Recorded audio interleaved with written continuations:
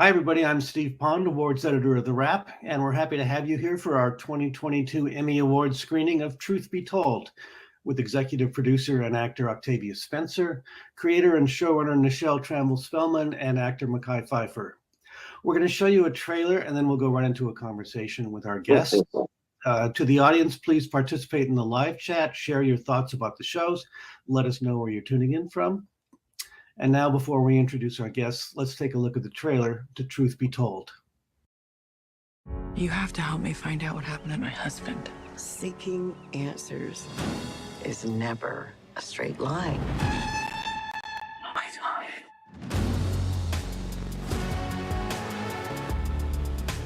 Police are closing the case. His widow deserves answers. You saw the same thing I did. You just don't face it.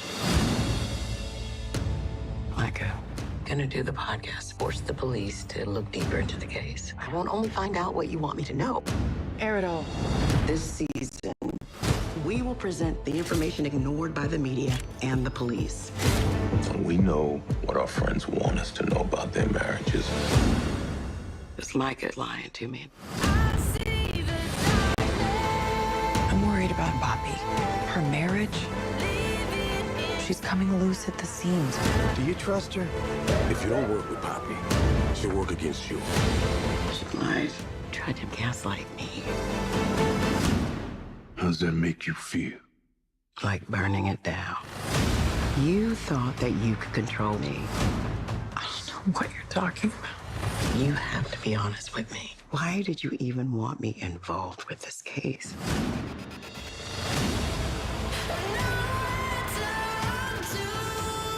My name is Poppy Parnell, and I will not give up until I have the truth.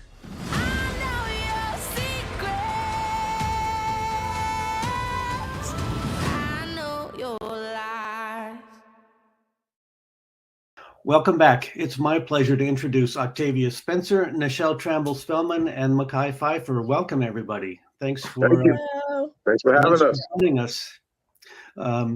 So this is the second season of Truth Be Told we're going to be talking about, but I want to go back to the genesis of this series to begin with, and I guess that starts with Nichelle and Octavia. How did this come about, and why did you want to make a show which is basically about a true crime podcaster played by you, Octavia?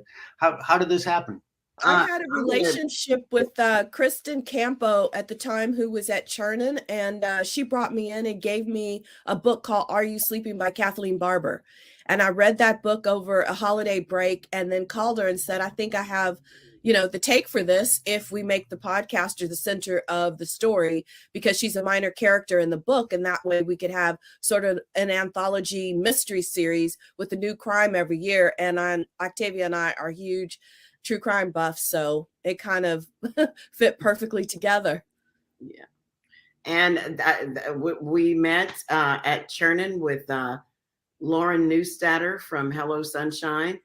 And it was kismet, because I've always loved a great procedural or investigative show. And what Nichelle created was this beautiful blend of a drama, a family drama, and we also get to follow a mystery each season. So it's been a labor of love. We have a beautiful cast from season 1. Mekhi, Michael Beach, our guest stars for the season were Aaron Paul and Lizzie Kaplan, played twins. This season we have Kate Hudson, Christopher Backus, Merle Dandridge starts with us, and then our regular cast with Ron Cephas Jones, who's off on Tony weekend this weekend for his Tony nomination. Hanifa Wood, Tracy Toms, Catherine Lanasa. So we have a well-rounded group of actors, and I just feel very lucky. Yeah, I mean, I think one interesting thing this does with the crime genre is that it's about these true crime stories, which obviously are fictionalized, but it also focuses on the responsibility of the journalist who is telling those stories. And that's a step that you don't normally see. That was really an important part of the story, because we started with the discussion that true crime is consumed as if the people aren't real, like that their pain is just something that you could, eat popcorn and watch, and you're removed from the actuality of it. So by going home with the podcaster and seeing the effects of this investigation on her life, the pressure it puts on her family, and the ripple effect, it was a natural way to be able to tell a mystery and a family drama at the same time. Yeah. Mm-hmm. Right. Octavia, was that an appealing part of it for you? Well, absolutely, especially given what is happening in our society. Actually, it's happening all across the world. How journalism and the truth within journalism is perceived. I think the first time we heard fake news, it changed the course of history, actually. So to be able to talk about the truth as it pertains to the truths in our show, I'm having a great time, because I think it puts the onus on journalists. I think it puts the onus on networks to continue to have integrity with all things news and the truth. Yeah. So Mekhi, what drew you to do this? This is your second season on the show. What brought you in? What brought me in was well, first the call I got from Octavia, telling me that she was really excited about this new show that she was about to be a part of, and asked what my if I was interested in being a part of this great ensemble and working with her again, because this is our third time delving into each other's artistic prowess, if you will. So I was really excited about that, and then when I read it and I saw the true crime element of it, and where we could go with it, the investigative, the really delving into not just the particular crime, but the people that are involved and who they are. It was very intriguing to me. And then I know Nichelle's work. I know how she gets down and does her thing. And then the other surrounding cast members and writers. It just became a very exciting thing, and I was very happy to just be a part of it. And it was another notch in my belt, if you will. It was very exciting. So I was very happy to be considered and then to ultimately be a part of this great journey that we're going on. Yeah. So Nichelle and Octavia, when you got picked up for a second season, I mean, what were your priorities for what you wanted to do in round two? With the first season, we had the book and the mystery to work from. So with season two, we just got in the room and really talked about what kind of things we wanted to explore. And I had gone to a speaking engagement of two authors, and they mesmerized the audience so much that I thought, wow, if either of those women had like a dark bone in their body, what would this conference actually look like? Could they turn this very well-dressed audience into, this kind of mass of horror? So I just wanted to play with the idea of one of these self-appointed self-help gurus. And it's like no checks and balances, kind of what you get with journalism. So there were two things at play there. And then Kate Hudson came on to play that part of Micah Keith, and she was just fantastic. For me, I think it was just because our whole theme was about secrets and who you trust them with, and all of Poppy's relationships, because you're one person with your mate, you're a different person with your boss, you're a different person with your best friend, and for this season we get to see all of those different people that Poppy ultimately is, and how all of those different people, all those different masks that she wears, how it bears out in her relationships, and how important the truth is in those relationships. Because had she dealt with things differently, I think those relationships would have had a different outcome in certain aspects. So it's been exciting to work with Kate, especially because Ron Cephas Jones plays my father, and in essence, actually, it was Kate's, because she was well, I don't want to say too much for those people who have to go there and watch us. I'm inviting you guys to do that. We have 2 seasons streaming, but it was definitely I love what Nichelle did for well, it's funny because we are working in the past, because we're now working on season 3, and so I keep I'm conflating the two now. Yeah. I mean, you talk about the relationships. I feel like there's a really special one between your character and Mekhi's character here, because you're not involved with each other romantically anymore, but you used to be, but now you're with other people. But there is, every time you guys sit down together, you can feel the history there in your conversations. I mean, how did you work on creating that relationship, that backstory? No, I think our chemistry happened just from day one. I don't think that we ever sat down and talked about, how do we make this, friendship work. I think we sort of, it was on the page, but then we just brought it to life on our own. And to have a genuine love for somebody in real life really helps that. We really have each other's best interests at heart. We don't have to pretend when it comes to us liking each other. Right. So that really helps when I read the lines, and when we and when we run the lines together. It really, it's not something that we have to work at to show our history, how much we really are rooting for each other, and who we are as friends, and we really do have, like I said, each other's best interests at heart. And I have to say, it also there's a level of deference that we have. I've always been a fan of Mekhi and Kate's and Ron's. And so when you get to work with people who we know they have talent, we know that because I'm already a fan of their work, but I don't know what that work ethic is going to be.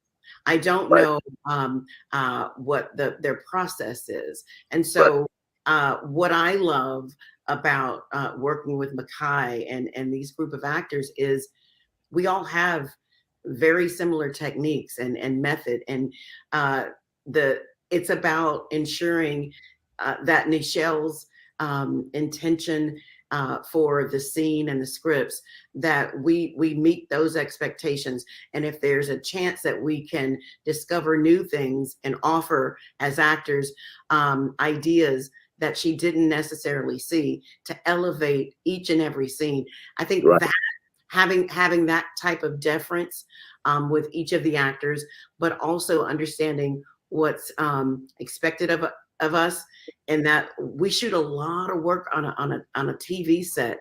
We shoot, anywhere from 6 to 8 pages a day. So we all have to be prepared. We all have to be ready to jump in and work. And I think that's where the chemistry is, because we already like working with each other. Mm-hmm. Absolutely.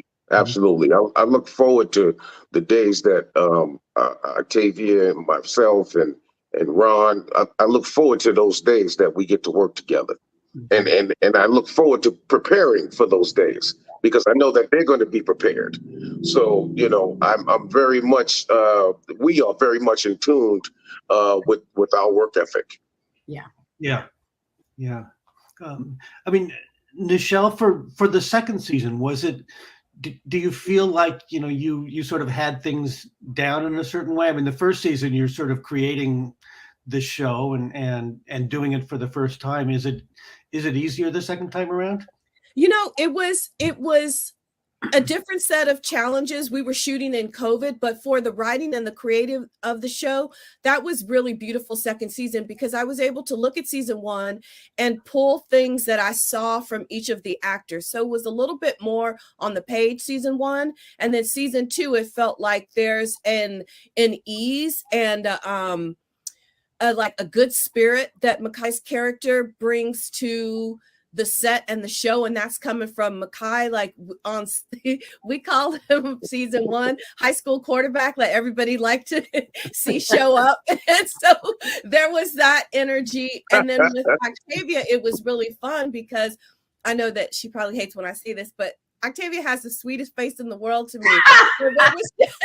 There was just something about her being a little spiky and a little pokey, elbows out, that was kind of fun to write to. And with Kate, it was that her character was very sly. So I think season two was really fun to bring some of those things out with all of the actors and, add another layer to the way that they operated on the show and with each other. Yeah. Right. I have to say, given that we were filming in COVID, we never addressed it, and we were out everywhere, and the show feels so big and expansive with it because of the character that Kate plays. World renowned and a huge fan base. And watching it this season, it felt really, really big. And the characters just grew to that magnitude. It's been an exciting journey, and I have to say, Kate brought so much to the role and so much to our set family. It's just a beautiful, beautiful performance every day. What I love whenever we would get into our rehearsal process is we're all asking those questions, questioning, what are we doing? How do we elevate this? How do we embody these characters in a way that they are unique and still the characters that you were introduced to in the first season? And I have to say, as a fan of the show, and I would be a fan of this show if I weren't involved, because we haven't seen a podcaster and journalists this way portrayed in prime time. So I find it exciting, and it's also my Columbo moment. I found different ways. I don't have a raincoat. They are St. John jacket.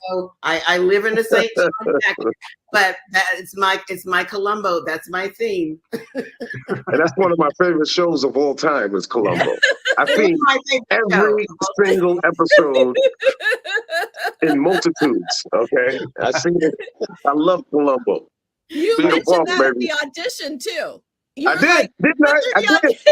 Yeah, I did. And then you were like, there's an opportunity for some Columbo here. And I was like, exactly. I know this, Mekhi. It's my favorite show ever. No, it's one of my favorite shows, hands down. Hands down. Yeah, I feel like every actor deserves a Columbo moment or two. Yeah. In their I love it.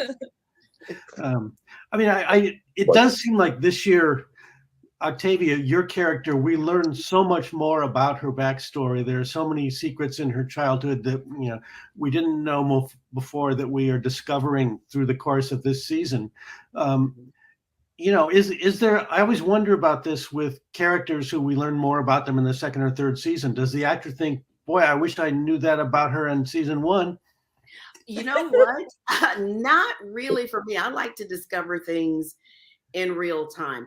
What Nichelle has always done was give you the information that you need to create your memories, your relationships, but the truths that that we unpack, I feel, at least for me, especially this season, I'm glad that there's certain things that I didn't know, because what we're seeing play out in society right now is how traumas, or if you weren't traumatized, if you were fully loved and lived in a household where you could express that, those events that happen in your formative years truly dictate who you're going to be as an adult.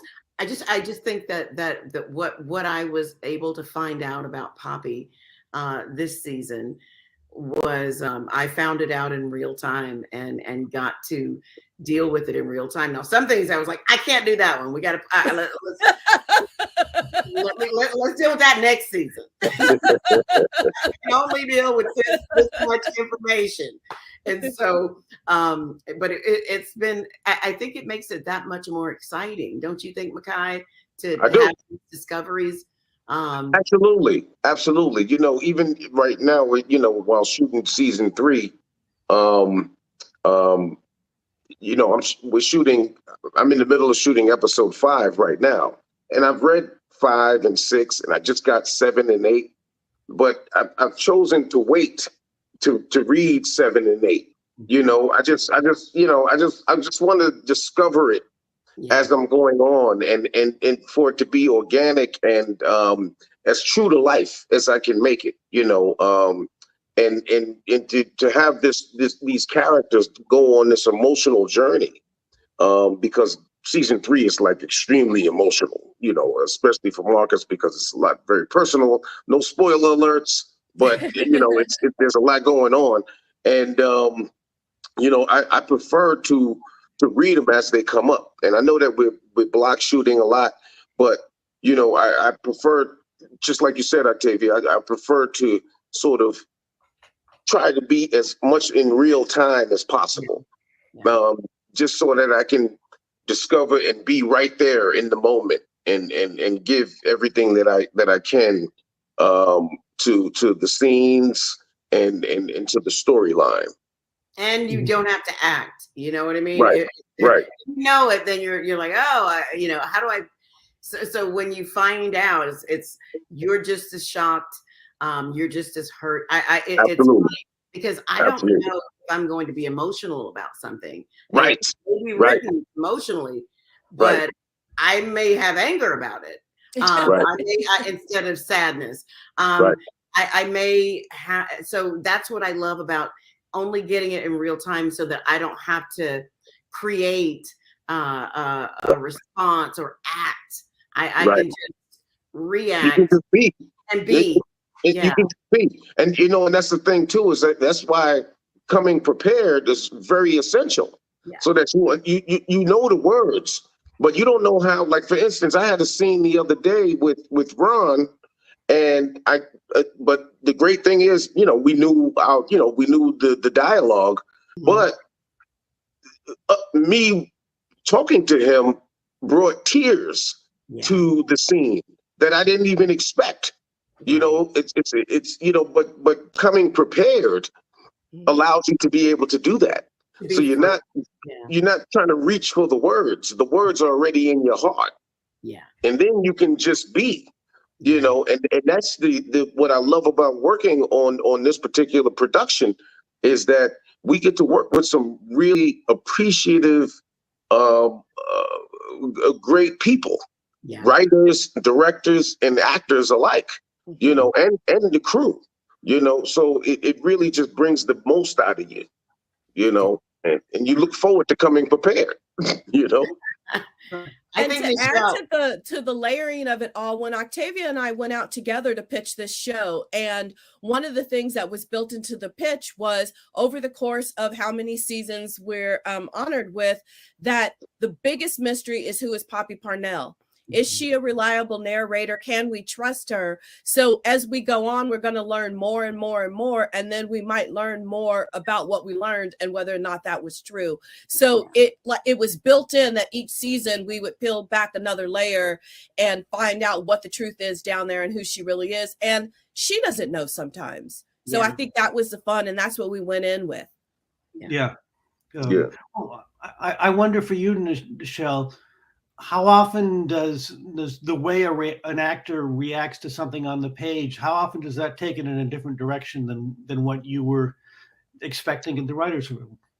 Well, you know what's really wonderful about this cast? We carve out a Sunday. I just sort of clear my schedule, and anybody who wants to talk about that week's work, we get on the phone and we talk about lines or intent or history or what would influence that. So we don't get surprises because this is a professional company. We don't get surprises on the floor. And I try to make myself available so that I'm respecting their time and their process too. So we developed this sort of Sunday afternoon, chit chat. What is Marcus doing? What is Shreve doing? What is Poppy doing? And we get that worked out. And then I have a really wonderful writer who's turned into a fantastic producer on the floor, Michael Castelline, who the actors really, really trust to work through any small kinks that are still there. So we don't get surprises. This crew is too professional for surprises.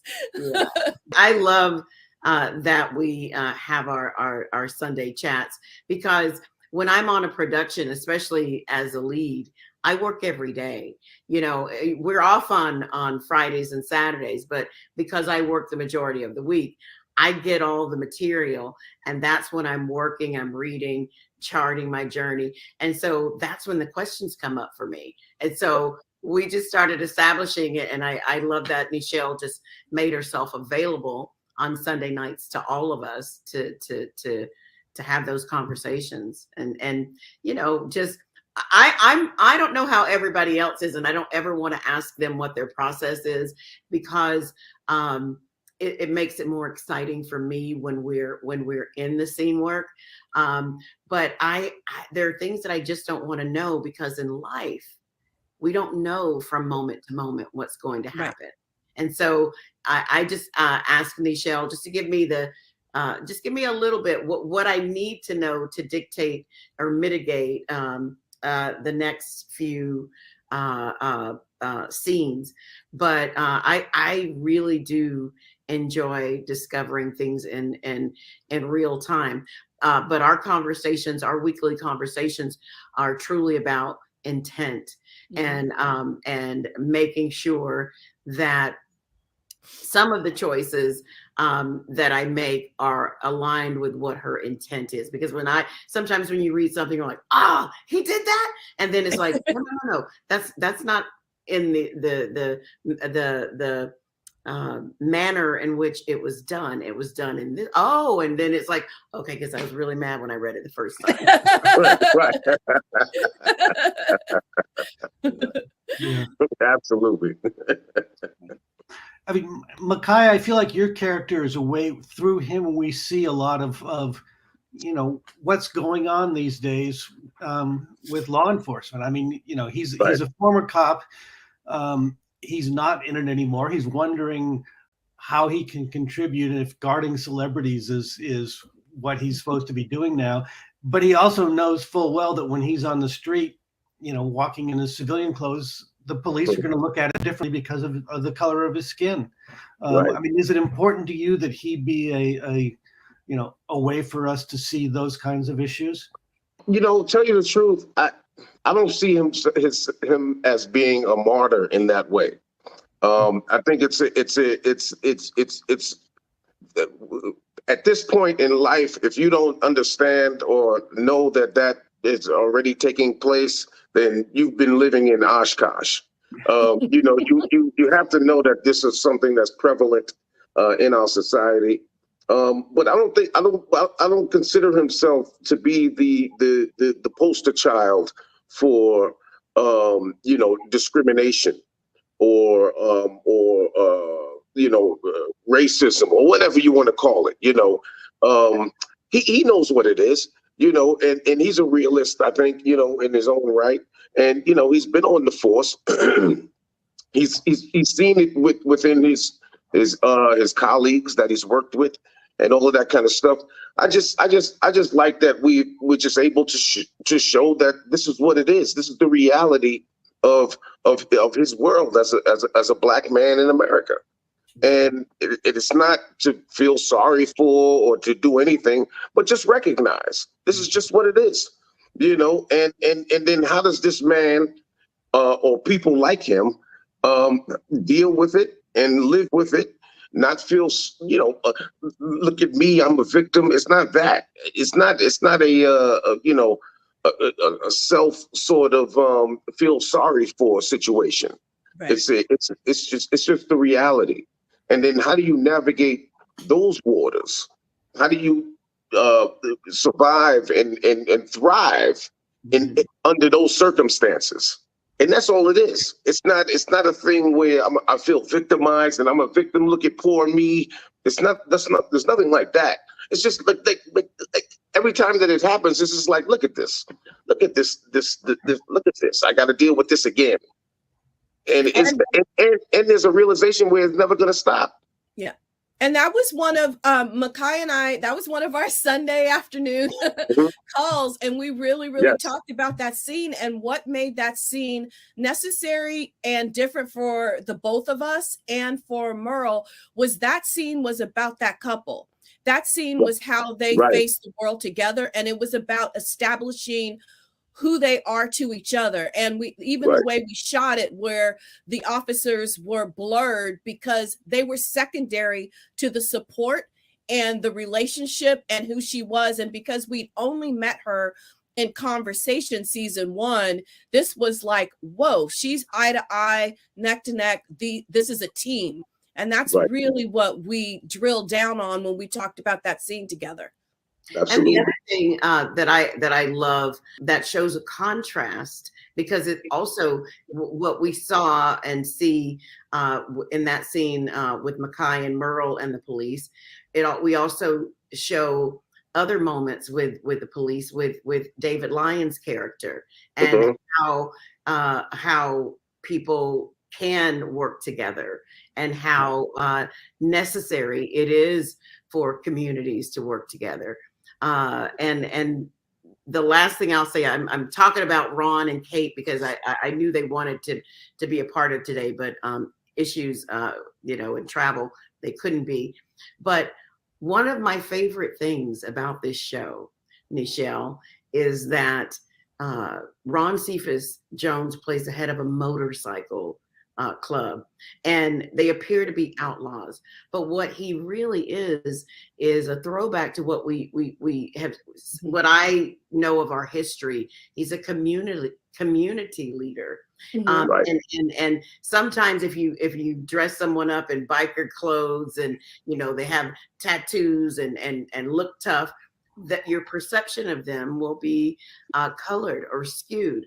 But that's what I like about it, because he's a good guy, but he walks around, tough. And so we have all of these different things of, not judging the book by its character, all of these different that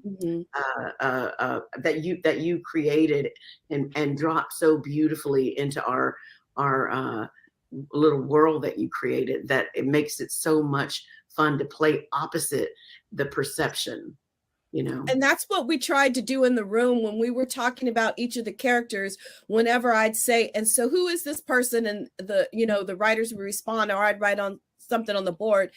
It's like, who are they? And then what else? So that it's not just one thing. And so that's what we kind of show. And it was like, you see it in Marcus's conversation with his daughter, where he's just like, no, there's not just straight good and bad. There's the gray. I did arrest people that I grew up with. They were knuckleheads. Right. They deserve to be arrested. So, it was kind of like not just doing one thing. And that's what we set out to do. And that's what we hope to achieve. Right. Yeah. Right. Yeah, I mean, I feel like the show this past season really delves into issues like, what is family, what is community, and can we be more than the sum of our traumas that we're and I just wonder, and this is maybe an impossibly broad question, but what is it that you want people to take away from season 2? I just want people to sort of question their relationships and question their assumptions. And I think that it's just you go into a relationship, you go into an interaction, and there's a part of you that thinks that you know everything, and you're continually surprised by another person, by their actions, what they say, who you find out to be. And it just continues the conversation that we've been having on the show about trust and truth. I feel the same way. And what I love about the advancement from season 1 to season 2 to now we're in season 3 is you're really getting to delve into the human side of who these people are. What drives them, their family history, their social economics. It's the whole thing. And I really feel like we're really tapping into the personal aspects of us as characters and us as people in a society, and I'm just really intrigued by what we're doing, and the journey that we're going on. Mm-hmm. For me, I always try to stay away from telling you what you should think, or what I'd like to always do is invite you to see our show. And once you've had a chance to watch it, hit us up on our social media pages, or go to the shows and we can start dialogue. But what I will say is, there are a lot of Poppies out there in the world. There are a lot of Marcuses. We represent, even though these characters are fictitious, they represent real people with real problems. Yeah. And we the show is about examining true crime within the world that we exist in. But I watch true crime every day, and part of me wants to always bring resolution to those who might be in that crime bubble and don't have resolution. So that's the overall. But as far as the show, I just invite you to watch it and then form your opinions, because you may not like Poppy. And Poppy's, she's a busybody. Right. Yeah, everybody's business. Mind your business. Busybody is great. Hey, Jessica Fletcher was a busybody too. Yes. Oh gosh. I do have to ask, Nichelle, the use of music in this show is just so wonderful, and the songs that are chosen are so not obvious, but so good at conveying the mood of the show. So who gets credit for that? We have Keir Lehman as our music supervisor, and I wanted to work with him. So when we were putting together our team for season 1, I kept saying, see if he's available, if he's available. And so when we had our first conversation, I said, the show is set in the Bay Area. That's where I'm from. I remember the fabric of music growing up, and the sounds were so different from the East Bay to San Francisco to the South Bay. So I wanted each storyline to kind of have their own soundtrack. And with the Knock, the bar, and the bikers, I really wanted that bluesy 70s vibe. And I wanted to be able to use Bay Area artists as much as we can in the show. So he totally got that. So sometimes he sends things to me and I send things to him, and then I'll send something to him and he's like, great, that song's $1 million. Let me show you a couple of things in that category that we get the that same. sounds like it. It's like, do you really want to spin that here? And I'm like, okay, we'll get something in that arena. So it's collaborative, but the music is a huge part of the show. And you know, Apple has a music team that's just fantastic. So I'm glad you spoke about that, because that's really wonderful and fantastic. Negrito performed in season 1, and he's a Bay Area artist, and then his music is in season 2, and so we keep pulling that in as much as we can. Yeah, right. So, without getting into spoilers, what can you tell us about what's ahead for the 3rd season? Well, season 3 is the seeds for season 3 are in season 2. That's the best way to put it without any spoilers. Most eagle-eyed viewers picked up on it in episode 10. They were like, "Wait a minute!" So that's the story, and it's an important story, but it's also very emotional. Very much emotional. More so than season 1 and 2. Yes. Really? Yeah. Because I feel like season 2 was getting really emotional. Well, here's the thing. Season 2 was emotional for Poppy and for Micah and our family, because Micah was a part of our family. Season 3 is emotional for everybody, for Marcus's family, for my family, for all of the characters on the show, and for different reasons. Yes. Right. Okay. Well, I think with that tease we can wrap it up. But you know, thank you guys, and for the audience, thank you for joining us today. You can be the first to know about upcoming screenings and get access to exclusive content if you take advantage of our free trial TheWrap Pro. For other screening information for screenings you might have missed, you can also visit TheWrap.com and click on the events tab in the main nav bar. But Mekhi, Octavia, Nichelle, thank you very much for thank you. Thank you. Good to see you. The conversation. Great to see you.